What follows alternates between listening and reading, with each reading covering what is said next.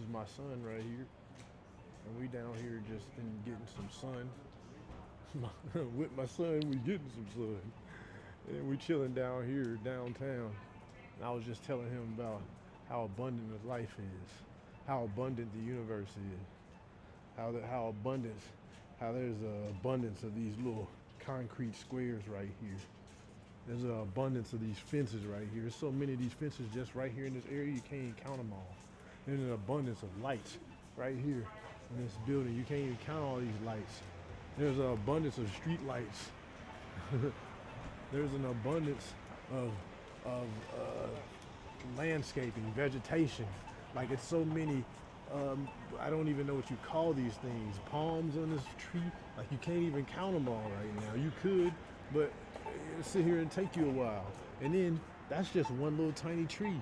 What about that tree right there? You know you can't count all the leaves on that tree. You know what I mean? That just shows how abundant the universe is. So there's nothing in your life that you can't have because there's an abundance of it. And there's an version of you out here right now that exists, that has everything that you want, that has the abundance of everything that you want to have, whether it be money, whether it be love, whether it be shoes, whether it be cars, whether it be, of course, material things, but maybe it be mental things like confidence, like courage, spirituality. There's an abundance of everything in the world, but you first have to believe that. It's the deep-rooted belief inside you that's going to move how you move. So you must believe that there is abundance in the world. If you don't believe that there is abundance in the world, then you're going to be in a lack of mindset. You're going to be in a scarcity mindset. You don't think there's not enough. You're going to move in fear. You're going to move in fear of losing whatever, or not having whatever, because you don't think that there's enough to go around, when there is actually more than enough. There is infinitely more than enough. We live in a very abundant world. Just take a look at this hotel right here. Look at how many rooms are in this hotel. And that's just one side of it. And this is just one hotel. How about, look, there's a hotel right next to it. They're building a hotel right there. There's another hotel right there. There's an infinite amount of everything in the universe. Look at all these cars. There's so many cars. You can't even count all the cars. If you sat here for 1 minute and counted all the cars coming by, you wouldn't even be able to count them all. Look at all that vegetation over there. Stop real quick and take like a nice speed roll of that. 750 feet in the air. Those hotels are about 800, 900 feet in the air. It is, because that tower is 750 feet. Anything that would put our mind to. Anything that you can put your mind to, you can achieve. If you can see it in your mind, you can hold it in your hand. And that's an old quote for somebody I've heard said many times.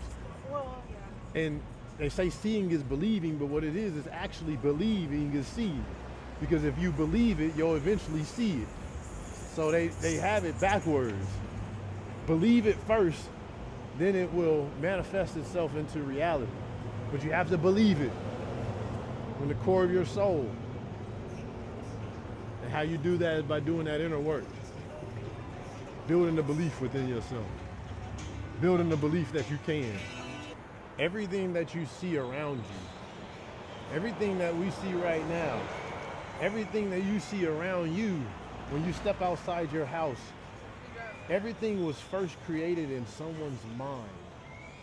It was first a thought or an image in somebody else's mind. And from that mind, it was manifested into physical reality. It all started in the imagination of someone else, of some person who had a vision. And what you have to do when you want to create something in your life is start with the imagination. The imagination is more powerful than anything. There is a quote, and I can't think of it right now. I hate when this happens. But the imagination is worth more than any amount of money. Because the imagination can imagine anything and everything. You can not hold something in the physical reality right now, but if you use your mind, you can think of it instantaneously. You can have it in your mind. And if you can hold it in your mind consistently and repetitiously, you'll eventually be able to hold it in your hand. If you would take and eradicate and figure out how to change those limiting beliefs in your mind, you can either do it yourself. I recommend you get a mentor to help you. The things that I know in life right now and that I've been able to change my life in numerous ways is by me investing in myself. It is the best investment that you'll ever make, is in yourself. There's no better investment. It is you who stops you. Nobody else is outside of you. It is inside of you. The battle is within yourself. If you can learn how to change those beliefs that you have inside yourself about yourself, it will impact you in such a glorious and tremendous way. And it's that inner battle within yourself that stops you. Change the beliefs inside your mind. You will take different actions out here. There are so many celebrities and powerful people in the world that talk about the law of attraction, talk about the law of assumption, talk about manifestation, that they've used these things to get to where they are.